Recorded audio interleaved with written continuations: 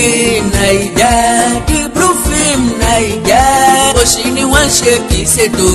ìjọba wa dẹ̀ lajú kalẹ̀ NBC ẹ fura o. bíbí Naija the blue film Naija òṣì ni wọ́n ṣe kì í ṣètò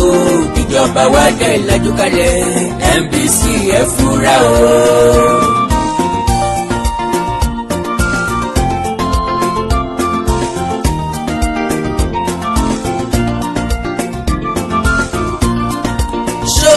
ìṣèlérí ni àbí show off ìṣekúṣe talent hunt la pè tẹ́lẹ̀ federal government ẹgbẹ́ gbèsè o. bíbí Naija the blue film Naija òṣì ni wọ́n ṣe kì í ṣètò ìjọba wa dẹ̀ ìlàjú kalẹ̀ NBC ẹ fura o. ẹni tí yóò jẹ baálẹ̀ ó di dandan kó kọ́kọ́ tẹ̀ lúdó ká kì í joyè sáàrin ebè bẹ́ẹ̀ lẹ́nu ẹ̀kan kì í joyè sáàrin kórókó àkàndá alóró ọ̀rọ̀ lẹ́nu bíi tẹ́jú bí òní di obìnrin kì í jẹ́ kú mọ́lò bájá òní kò ní déédéé kú bágùntàn òrí kò ní fi gbé bọ́ọ̀lù ọ̀rọ̀ òun ti dójú ọ̀gbagadè ọ̀rọ̀ tó sojú òru ọ̀farasin ọ̀rọ̀ bíbí Naija yìí ń kọ̀yàn lóminú orúkọ tó dáa kéèyàn ó fún ni blue film Naija reality show ní àbí talent hunt because ojú ti róòka òjé ojú ragbada rẹ ọ̀gá ìmọye talent hunt ló ti wá sẹ́yìn bẹ́ẹ̀ lọ́pọ̀ ọ̀dọ́ ló ti dìde láti bẹ̀ lára wọn ni MTN Project Film Idol Motina Dance Hall Guda Ultimate Search open mic fún comedians òkè àìmọye talent ló ti tibẹ̀ jáde ẹ̀bọ̀ bomb youngest landlord ṣèyí lọ àpòròrò acapella ẹlẹ́nu MC Shakara àti bẹ́ẹ̀ bẹ́ẹ̀ lọ bákan náà ni ti MTN Project Film Motina Dance Hall àti bẹ́ẹ̀ bẹ́ẹ̀ lọ Guda Ultimate Search was the hardest one. The remaining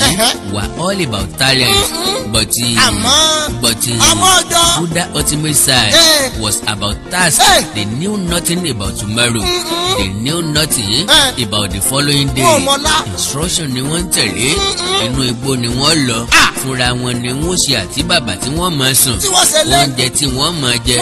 Nínú òjò nínú òrùn. Nínú òtútù nínú ẹ̀fọn. Wọ́n á ní kí wọ́n máa wá àwọn nǹkan káàkiri nínú igbó nínú omi lórí àpáta àti bẹ́ẹ̀ bẹ́ẹ̀ lọ láàrin ọ̀pọ̀lọpọ̀ kòkòrò jẹnijẹni ẹ̀kọ́ tá a rí kọ́ níbi Idol MTN Project Film Motina Dance Hall open mic ní wípé tí èèyàn bá falẹ̀ mọ́ ẹ̀bùn a máa gbé ní débi gíga from there àwọn tó lẹ́bùn orin àtẹ̀rámọ́ with the hope pé wọ́n participate lọ́dún tí ń bọ̀ tàbí láti improve nínú ẹ̀bùn tí Ọlọ́run ọba fi fún wọn. àwọn tó lẹ́bùn ijó jíjó ń tẹ iṣan mọ́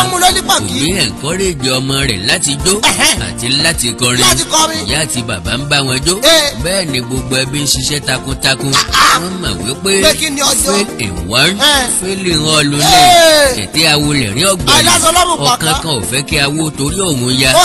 wá lè kó ta rí kọ́ lára bíbí Naija irúfẹ́ ìyàwó ni wọ́n ń kó jọ olórin ni àgbóníjó onílù ni àbí comedian eléré orí ìtàgé ni àbí àwọn tó lẹ́bùn ọ̀rọ̀ sísọ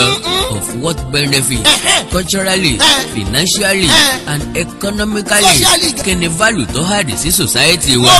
kákan kó àwọn aṣẹ́wó jọ lọ́kùnrin lóbìnrin wà nínú yàrá máa wora wọn lójú máa wá òkú ọ̀rọ̀ sọ tó bá wá di lálẹ́ kí wọ́n re klọ́ọ̀bù lọ́rì ijó is that all wèrè òpónú ara tiẹ̀ ó sì yájú kalẹ̀ láti máa sọ tí wọ́n fẹ́ ṣe aláìníṣẹ́ àkúrẹ́ ara Galatia wọ́n ń gbó mọ́ra wọn bí ajá wọ́n ń bá wọn sùn live nínú TV ọmọ tí yín ọ̀dẹ̀ mísì ọ̀kankan àní wọn a tún máa sunkún bí wọ́n bá evict ọ̀kan nínú wọn and great apology to Mr. President ajagunfẹ̀yìntì Muhammadu Buhari tó ní Nigeria youth are lazy àmọ̀múgbé bọ́nú ní o why because Nigeria youth are not just lazy but also senseless useless and brainless ọ̀tọ̀ ní tó jẹ́ priority wọn ọ̀tọ̀ ní tí wọ́n lo àkókò wọn fún ayé mà dojú kejì ológìnní ń fọ́mọ rẹ̀ lọ́mú ọ̀làjú ti gbàsà tó wuyì sọnù lọ́wọ́ wa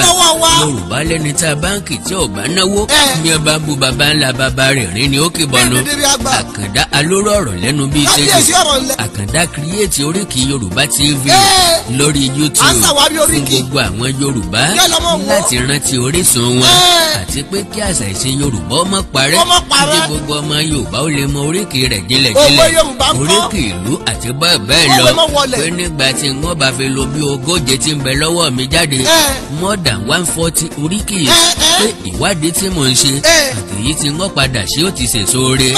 ó nira fún ọmọ Yorùbá láti kọ bí ara sí èyí tó gbìyànjú débẹ̀ ó nira láti subscribe sí channel ọ̀hún lásán mo béèrè owó lọ́wọ́ wọn o àkàndá ò pé ní títà ó lè bá àdélé dóko bákan náà ni òwe Yorùbá TV lórí YouTube fún ọmọ Yorùbá tí ò mọ̀wé kó lè bá ràn wọ́n lọ́wọ́ àwọn ọmọ ilé ẹ̀kọ́ kí wọ́n lè sọ ibẹ̀ di àmọ́ ìmọ̀ láti máa bomi ọgbọ́n mu lóòrèkóòrè fún àwọn ìwé tí ń bọ̀ lẹ́yìn wa àti kí èdè àti àṣà Yorùbá ọmọ parun ìtàn ìlú jìlú ń bọ̀ lọ́nà bá a ti ṣèlérí ẹ̀ àǹkóòdì ó bèrè fò pé púpọ̀ nínú àwọn ọba tá a gbọ́kànlé wọn ò mọ ìtàn ìlú wọn ẹ̀sìn àjèjì gbàsà sọnù lọ́wọ́ àwọn ọba aládé wa ìpìlẹ̀ àwọn baba ńlá wọ́n mọṣẹ́ nínú sàárè àkàndá ń gbìyànjú kéde àtàṣà wọ́mọdé mẹ́rí ọmọ Yorùbá kì í gbárùkù ti nǹkan tiwọn ohun olóhùn ní kún wọn lójú jọjọ wọn mọ̀ fọkùnrin tí ń sun rárá fọkùnrin ẹgbẹ́ iṣẹ́ kékeré kọ́ àṣẹ èèyàn kì í mọ iye tó bá ní tàbí tó bá bọ́ sọnù lọ́wọ́ wọn àmọ́ wọ́n lè wo Blue Film Naija sólẹ̀ mọ́jú ọjọ́ kejì kẹlẹ́lẹ́ wọ́n fi iyekíye fóòtì fún ẹni tí ọ̀tán mọ́ wọn end of the year party fún àbúrò fún ọmọ wọn léèwé wọn ọ̀jẹ́ débẹ̀ ìpàdé òbí àti olùkọ́ wọn ọ̀jẹ́ lọ àlọ́kọ àtìyàwó mi a máa wò ó nítorí lè develop business wọn bẹ lórí internet wọn ọ̀jẹ́ débẹ̀ o nítorí lè promote life wọn bẹ ní channel mail lórí TV wọn ọ̀jẹ́ wo bẹ̀ ṣùgbọ́n wọ́n lè wo àsìkò tí housemate kọ̀ọ̀kan ń dijú àtìgbà tí wọ́n lajú bí wọ́n bá jí wọ́n lè sọ iye minute second tí wọ́n bẹ̀rẹ̀ sí ní bára wọn sùn kọ̀ọ̀kan ni wọ́n rí kọ́ńbẹ̀ wọn mọ́ o fi láǹfààní Blue Film Naija kò yé wọn because to the best of my knowledge Sunday tí ó da Saturday láti mọ̀ lórí òbúrú ọrùn ní kọ́ dùnyàn ẹ̀yìn ẹsẹ̀ láti mọ ọmọ tí yóò ṣẹ̀ mí bí kú ọ̀pá ni ó yẹ kó jẹ́ kó rí bẹ́ẹ̀ yóò torí igi gbòdì ó yẹ kó suná fún ni yá bá torí iṣu fọwọ́ jóná ìtúpò kẹsí ni lẹ́nu ni bẹ́ẹ̀ yóò rù ó yẹ kó máa ń tọ́ fara sí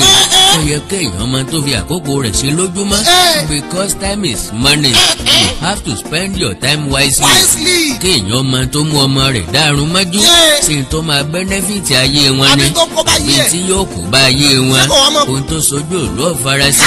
ìní ọba ti róyún náà bòròró ó ti mọ̀ pé funfun ni ó fi bẹ́ẹ̀ ìkọ́kùkọ́ ìfi àkókò ṣòfò ní Blue Film Naija tí ẹ̀yin ń pè ní bébé Naija àkókò ògbésẹ̀ sanra dáradára ọkọ̀ ògbé kan ọmọ bá ń tálẹ́lẹ̀wé ìwòye ìkan jẹ́ èrò ìkan jẹ́ yẹ̀pẹ̀ ọgbọ́n àtinúdá kọ́bọ̀ wọn ò ní lórí Buhari ti tà wọ́n ta ọjọ́ ọ̀la wọn ò rí nǹkan kan kódà wọn ò tiẹ̀ mọ̀ rárá ọmọ ti kú ìyá ògbónlé àwa ń retí ìran èèyàn ọ̀la tó dáa lọ́wọ́ ẹ̀ èèyàn ọ̀la gidi tá a prepare fún pẹ̀lú àwọn yúùtì èwo ìyàwó plus yúùtì àbẹ́ àwọn yúùtì olóṣó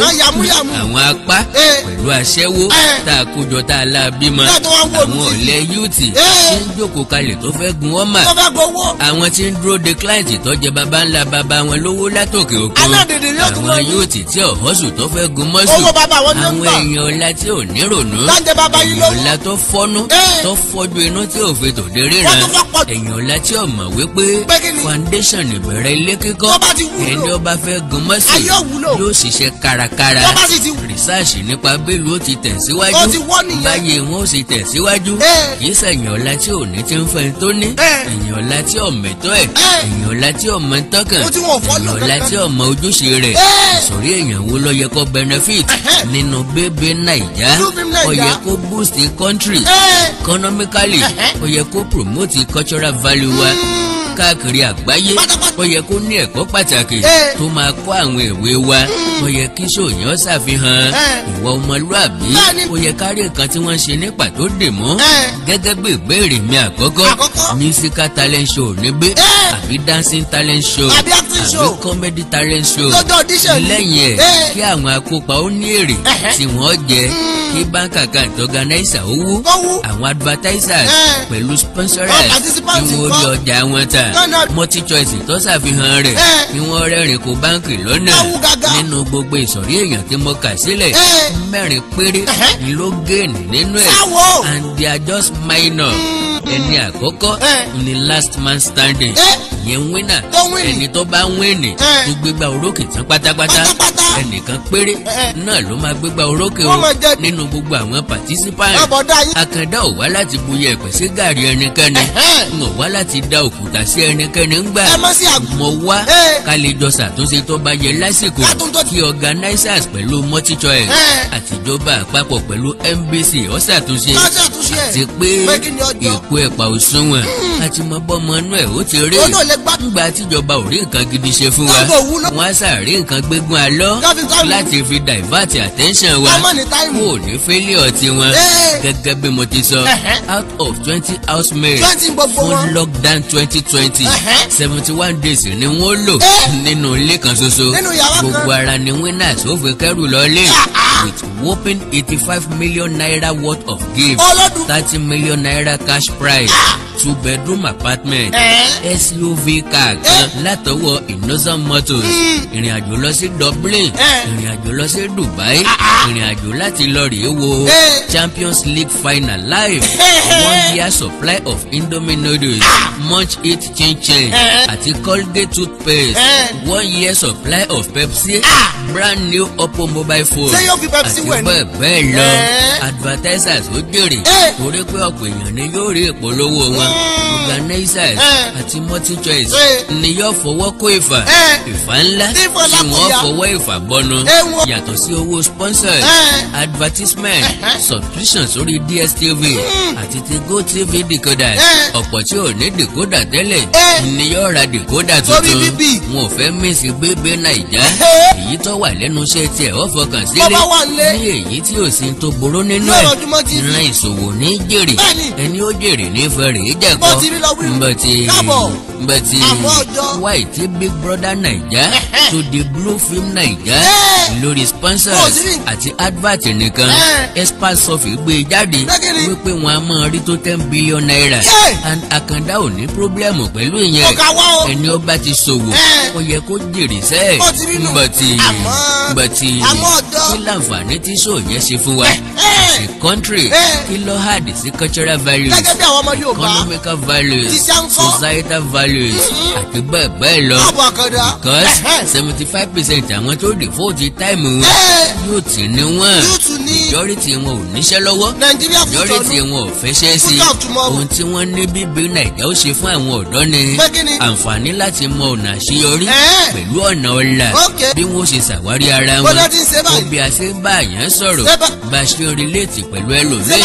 àti láti ṣàfihàn ẹ̀bùn wọn sí gbogbo àgbáyé ọ̀nà àṣeyọrí pẹ̀lú ọ̀nà ọ̀la wá dà o níbi tí wọ́n gbé wà nínú ilé kan ṣoṣo fún 71 days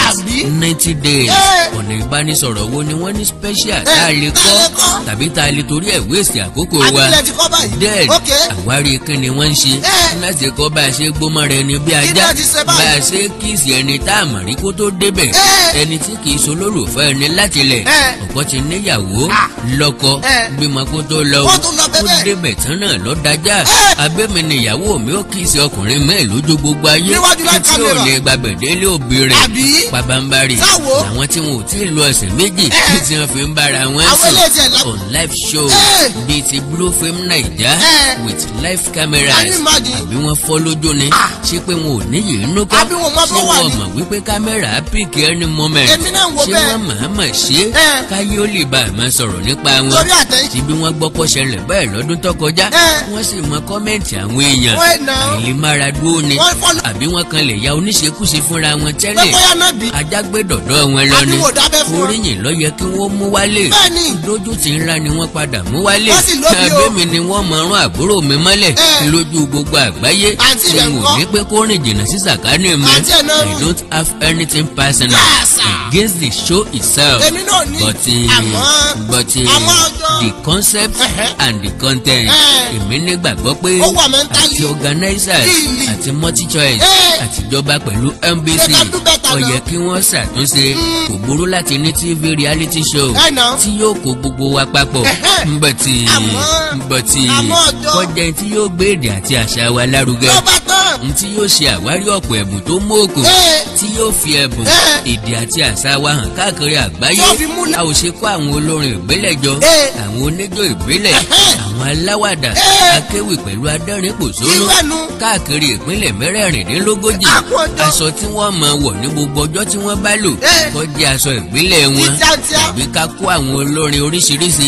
òṣèré orí ìtàgé tí ṣẹ̀ṣẹ̀ ń dìde bọ̀ akéwì asùnjálá apẹ̀sà onírárà oníjó onílù aláwàdà adẹ́rìn-pòṣónú gbogbo nǹkan tọrọ máa ṣàtìṣe wa ní gbogbo Nàìjíríà ò bá lè ṣe kìí ṣe dandan ẹ ò sì jẹ́ ká po ìyẹn pọ̀ nílẹ̀ Yorùbá ká pe multi-choice tàbí StarTimes Global Cup Just Right Ọ̀tẹ́dọ́lá Dangote pẹ̀lú àwọn ọba aládé wa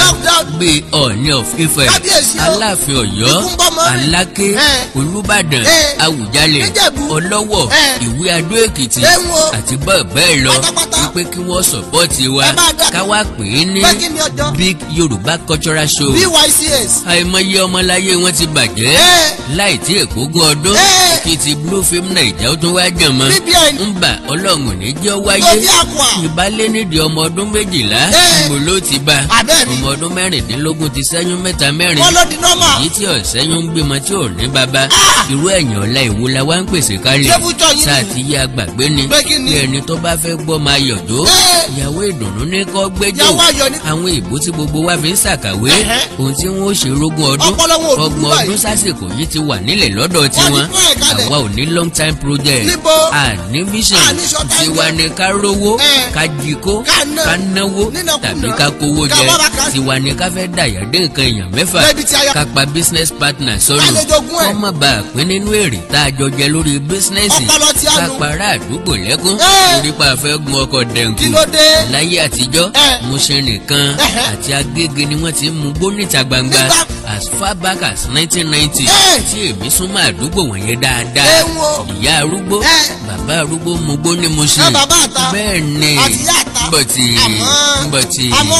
ìlókèló tẹ́ bá wà lónìí ni mo ń sọ nípa rẹ̀ o láti ìpínlẹ̀ Èkìtì dé Kogi Kwara dé Ọ̀ṣun Oǹdó dé ìpínlẹ̀ Ọ̀yọ́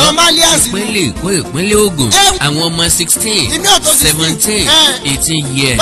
ni wọ́n mú gbó níta gbangba àtọkùnrin àtobìnrin Ramadan obìnrin tí ń láti rẹ́ bọ̀ làkàdá ṣe ní irú ẹ̀yàn ọ̀la ìwo là ń pèsè gan-an sí àwọn sẹ́ẹ̀tì tí ó fi gbogbo ìlú gbégbó bí àwọn sẹ́ẹ̀tì tí ọmọ bára wọn sùn níta gbangba bí ajá pẹ̀lú ẹran àwọn ọ̀dọ́ ta ní lásìkò yìí wọn ò ní làákàyè kọ́bọ̀ I'm sorry o and that is the reason why nítorí Buhari ó ṣe máa róòlù wa lọ ìdí ni pé àwọn yóòtì wọ̀nyí ọ̀mẹ̀tọ́ ìdí nìyí tí àyípadà rere ò ṣe ní dé bá Nàìjíríà láéláé lásìkò election tó lọ ní 2019 84,004,084 people lọ rẹ́gísítà Muhammadu Buhari àti APC ní 15,191,847 votes Atiku Abubakar tó ṣe kejì ó ní 11,262,978 votes àwọn ẹgbẹ́ tó kù tó 2 million káwá sọ pé 28 million votes out of 200 million people and 84 million registered voters and that same 2019 Bebe Naija ní 240 million votes per season and 50 million votes ní final way ìyẹn ni pé wọ́n ní 50 million votes ní ọ̀sẹ̀ tó kẹ́yìn ọ̀fẹ́ kọ́ o at the rate of 30 naira per vote approximately of 7.2 billion naira or so plus advertisement àti sponsors lọ́tọ̀ ni o all goes to just 4 categories. 1 winner yóò relé pẹ̀lú 30 million naira cash pẹ̀lú àwọn ẹ̀bùn tí mo ti kà síwájú. àwọn participant tó kù àwọn náà ò ní lọ bẹ́ẹ̀ lásán dandan ni kí wọ́n fọwọ́ kọ́ nǹkan kan lọ wọ́n lè ti bẹ̀ di ambassador fún àwọn companies organizations tàbí kí wọ́n mọ bá wọn market products from fashion to mobile technology to alcohol to snack food and entertainment. 2 ìjọba wọ́n fa táàsì tiwọn yọ. Number 3 organizer tàbí àṣàkáǹtì lẹ́yìn show èló la ná èló ló kù èló lè rí tá a jẹ tàbí anumọ inú lẹ̀ bẹ́ẹ̀ lajá ò torí olówó ẹ̀ sọdẹ ọrọ̀ ajé làwọn ẹni ẹlẹ́nu ń ṣe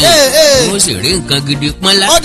4 in the multi-choice increase in subscriptions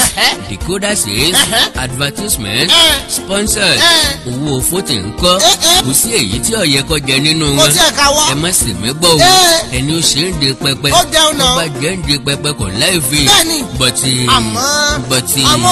kí ni overall benefit bíbí Naija fún àwùjọ wa ṣé kankan pàtó àfi òṣì tí wọ́n ń bára wọn ṣe wọ́n làwọn fọ́ọ̀sì wa àti pé torí ẹ̀ ni ọ̀jẹ́ kọ́ wà lórí national TV bọ̀tì ó lè jẹ́ pé wọ́n gbàgbé bí wọ́n bá gbàgbé àwa lè rán wọn létí pé gbogbo ọmọ iléèwé ló wà nílé látàrí COVID-19 láti kindergarten sí primary sí secondary sí tertiary student ẹ dákun ṣé wọn ò lè wọn jáde ni bí wọn ò lè wọn wọlé àbí báwo ṣe báwọn ọ̀hún gan ló ti ẹ̀ ń wo tẹ́lẹ̀ n ò wo fíìmù kan tán rí tí n bá ti rí caption ìbẹ̀rẹ̀ nígbà tí wọ́n bá igbórí sókè caption ìparí eré ni wọ́n tún rí gbogbo ọmọ ló wà nílé o látàrí COVID-19 síbi tí wọ́n ń lọ ju kí wọ́n glue mọ́ tẹlifíṣàn wọn lọ wọ́n sì ń wo ìbálòpọ̀ wọ́n ń wo aṣọ ìwọ̀kúwọ̀ wọ́n ń wo rádaràda tí wọ́n ń ṣe what is the meaning of kissing game níbi tí wọ́n ti múra wọn méjì tí wọ́n ń fi ẹnu kò ara wọn lẹ́nu níbi tá a ti rí ọ̀pọ̀ òpònú aláìnílàákàyè ọ̀dọ́ tí wọ́n ń dìfẹ́ǹdì ẹ̀ pé ṣó gidi ni orí pọ́mọ ìrọ̀lẹ́ ayé làwọn àti pé kọ́kọ́rọ́ orí wọn ti sọnù àṣà ìrí àwọn èèyàn tó ní ìwà bí Ọlọ́run tó lòdì sí ṣó yẹn ọ̀pọ̀ ìránṣẹ́ Ọlọ́run sọ pé kí wọ́n scrap ẹ̀ lọ́tọ̀ Imperial Majesty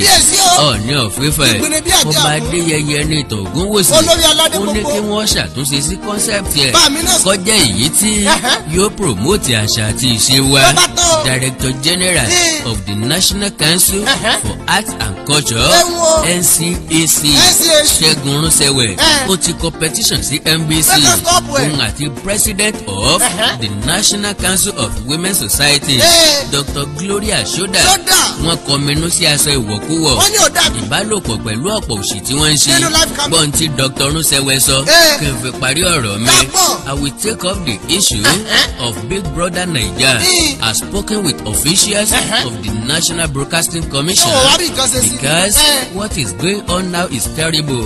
Having love affairs on live TV is not part of our own culture at all. Láfikún ẹ̀ wọ́n ní let me use this forum to tell Nigerians that a new Big Brother Naija is on its way coming and we are working with Star Times. We are doing Baby Naija that will reflect the true Nigerian culture and we are already working on it. All that will be eaten there will be Nigerian food, the dresses will be Nigerian dresses. Béèrè tèmi àkàndá ni pé kí ni Baby Naija ń promote sex ni àbí kissing àbí indecent dressing àbí music àbí comedy àbí dancing àbí entertainment àbí talent hunt. Like page mi lórí Facebook àkàndá ọ̀rọ̀ Awikonko ẹ subscribe sí YouTube channel mi àkàndá ọ̀rọ̀ Awikonko ẹ wá èdè Yorùbá TV.